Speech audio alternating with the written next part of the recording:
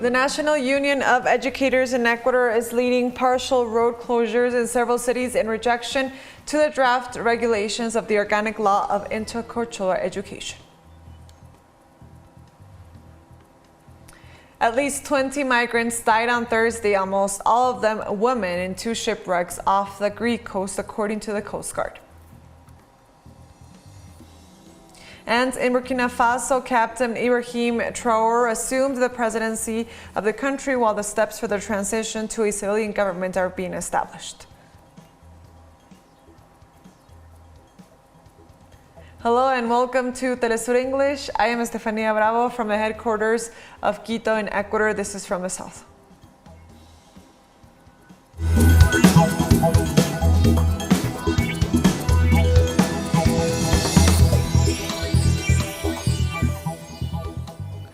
The National Union of Educators in Ecuador is leading partial road closures in several cities in rejection of the draft regulations of the organic law on intercultural education. The union declares that the proposal corresponds to a counter-reform of the so-called LOI, which was approved to overcome the crisis in the sector and to raise the quality of the education received by 3.5 million students and to guarantee the rights of the teachers.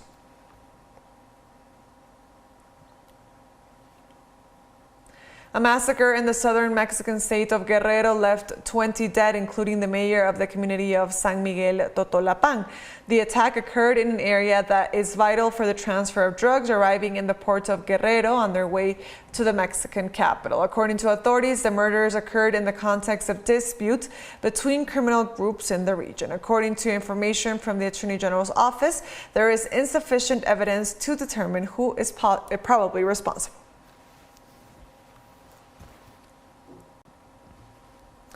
Police in Argentina announced on Thursday that they arrested 3 men from Peru and 3 from Paraguay with almost half a ton of pure cocaine. Officers confirmed the drug was brought by land from Peru and protected by heavily armed men. They also said the cocaine, after being cut, could supply the populous suburbs of Buenos Aires for about a month. Security Minister of Buenos Aires province, Sergio Berni, stated the bust is related to a drug cartel from Peru and that Argentine prosecutor Santiago Markevich was exchanging information with Peruvian authorities to aid the investigation.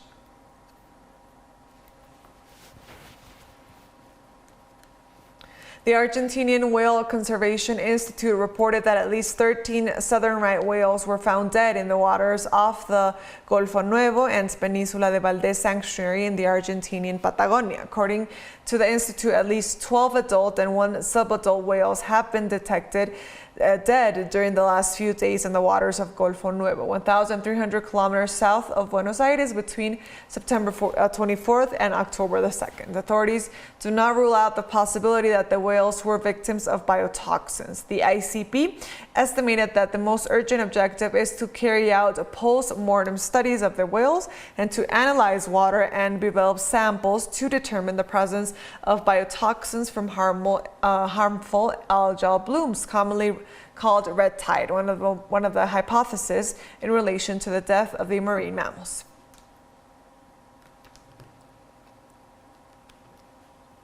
The Uruguayan House of Representatives approved this Thursday the draft bill that decriminalizes and regulates euthanasia after an extensive debate and arduous negotiations that will continue to be discussed in the Senate. The legislation aims to regulate and guarantee the right of people to spend the process of dying with dignity in the circumstances it determines. The request for euthanasia will be authorized for people of legal age, psychologically fit, who suffered from one or more chronic, incurable, and irreversible pathologies or health conditions. All health institutions are required to offer the service, but doctors can appeal to conscientious objection to refuse, in which case the assistance center must designate another professional.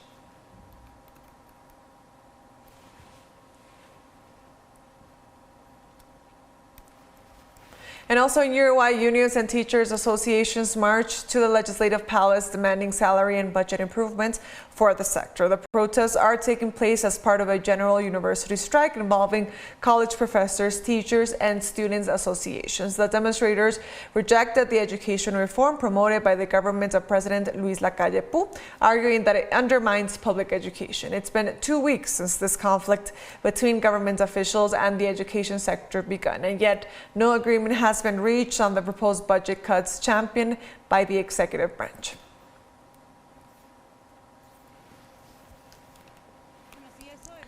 Well, yes, that's also what we're asking ourselves, and that's why we're also carrying out these measures. Yes, it is a measure of force because it's where we have been taken. We don't know the viability it will have. We don't know how we're going to start next year. We don't know when we will be really consulted and if our opinion will be taken into account. That is, so far it has not happened. That is why we are demanding it. We're taking our first break now. Join us again after this, and also don't forget to follow us on our TikTok account at teleSUR English, in which you'll be able to see news in different formats. Stay with us.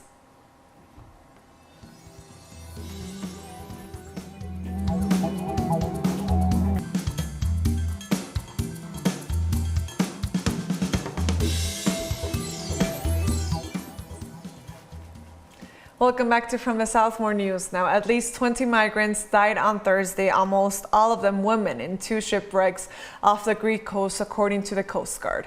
In the latest shipwreck in the Aegean Sea, the Coast Guard found the bodies of 16 women and a young man, apparently of African origin, east of the island of Lesbos, near the Turkish coast. 10 women were rescued, but a dozen people are still missing, specifically that about 40 people were on board the boat at the time of the tragedy. Greece, Italy, and Spain are the main routes of entry into the European Union for thousands of people fleeing Africa and the Middle East in search of a safety and better life conditions. We wanted to go to Italy from Turkey. It was the 3rd night that we was in travel, and then once we received in this point, and then the captain, he just lost the way.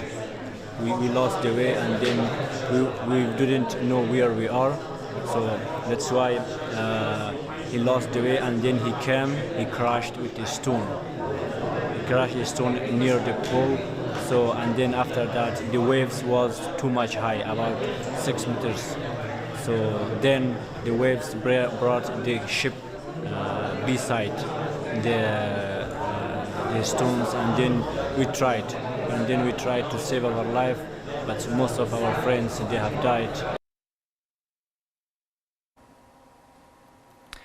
French author Annie Ernaux, known for her novels about class and gender based on her personal experience, won the Nobel Peace Prize in Literature on Thursday. The Swedish Academy explained that Ernaux, 82, was rewarded for the courage and the clinical acuity with which she uncovers the roots, distancing, and collective restrictions of personal memory. Ernaux is the first French woman to win the Nobel Peace Prize in Literature and joins 15 other compatriots who have already won it.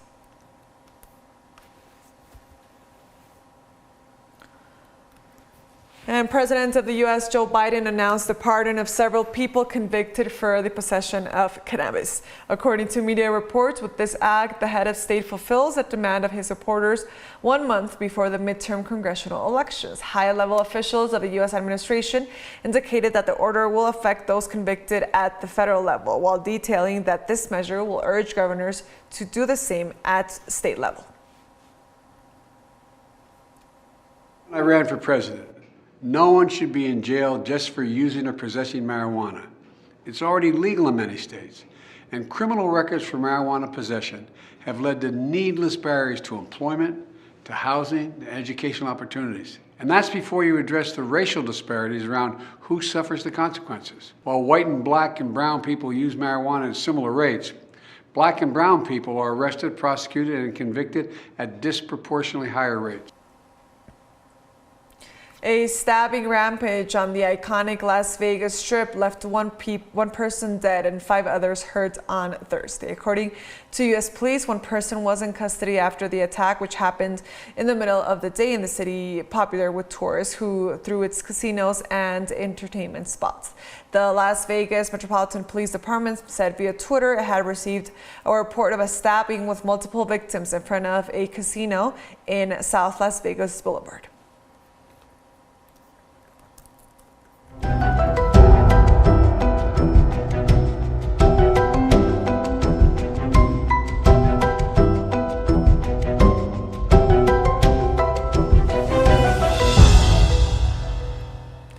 Climate change increased the probability of the drought in the Northern Hemisphere at least 20 times during the past summer, according to a scientific report published this week. According to a report by the World Weather Attribution, the drought, which affected large parts of Europe, China, and the U.S., is now at risk of occurring every 20 years in the current climate, instead of every 400 years or even longer as it did in the past. The consequences of the drought impacted the agricultural sector in dozens of countries, with declining harvests and difficulties that had repercussions on world markets.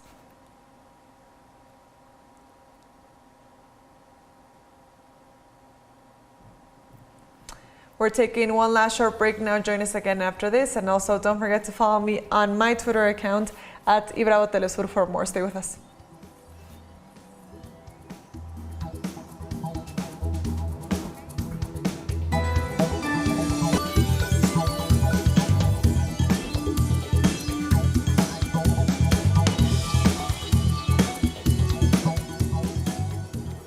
Welcome back to From the South. More news now. In Burkina Faso, Captain Ibrahim Traore assumed the presidency of the country while the steps for the transition to a civilian government are being established. This decision comes after having led the coup against the military board that governed the nation. Traore, who also serves as president of the Patriotic Movement of Safeguard and Restoration, will exercise the functions of head of state and supreme commander of the National Armed Forces until the year 2024, when elections are expected to be called.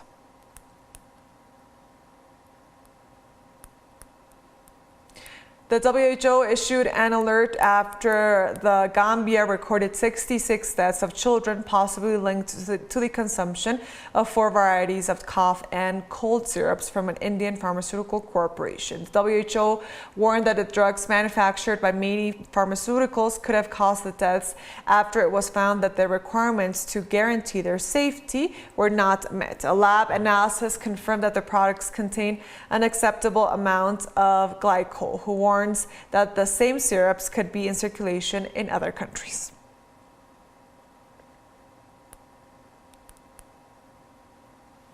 And at least $1 billion donated to face the food crisis in South Sudan has been misappropriated, according to an investigation of the NGO of the century. The money was allegedly donated between 2012 and 2015 and managed through a credit line at a private institution. The report asserts that the money was diverted to companies linked to prominent officials in the country, including members of President Salva Kiir's family, the then governor of the central bank, and military officials.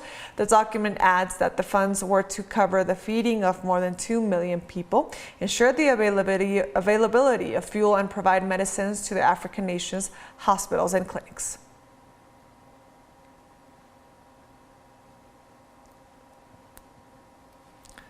Women in Ethiopia's embattled Tigray region are dying during pregnancy or within 42 days of giving birth at 5 times the rate before the war, and children under 5 are dying at twice the pre-war rate, often because of easily preventable reasons. According to the yet unpublished study shared by its authors with the Associated Press, babies are dying in their first month of life at 4 times the rate before the war cut off access to most medical care for over 5 million people.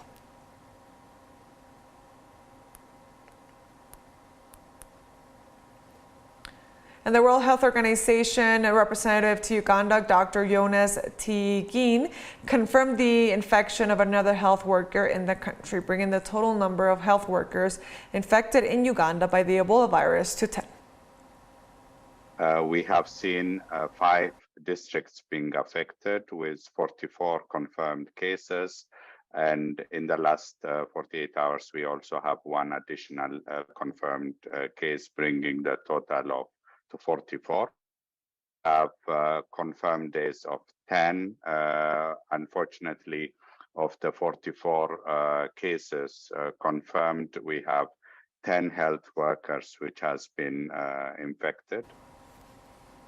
The Ministry of Health of Namibia reported the presence of swine flu in areas of the capital and other regions of the country. Health authorities confirmed the existence of at least 54 cases of the swine influenza of the 190 suspected patients. The cases have been reported since July 2022, and although at first it was believed to be COVID-19, the hypothesis was dismissed after the tests were completed. Officials also explained that children, the elderly, and pregnant women are considered high-risk groups for the infection of the respiratory disease.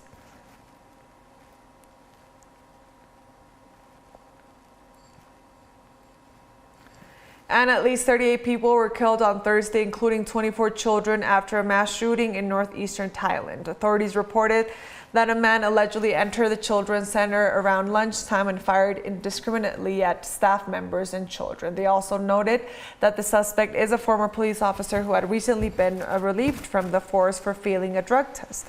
After the attack, the perpetrator returned home, killed his wife and child, and then committed suicide.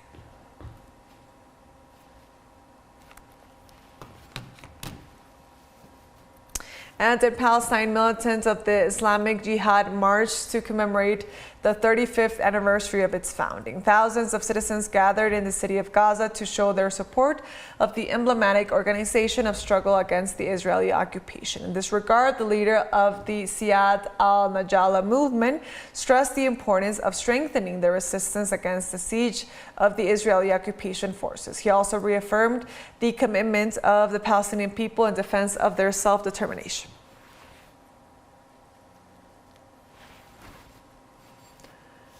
And with that story, we've come to the end of this news brief. But remember, you can find these and many other stories on our website at telesurenglish.net.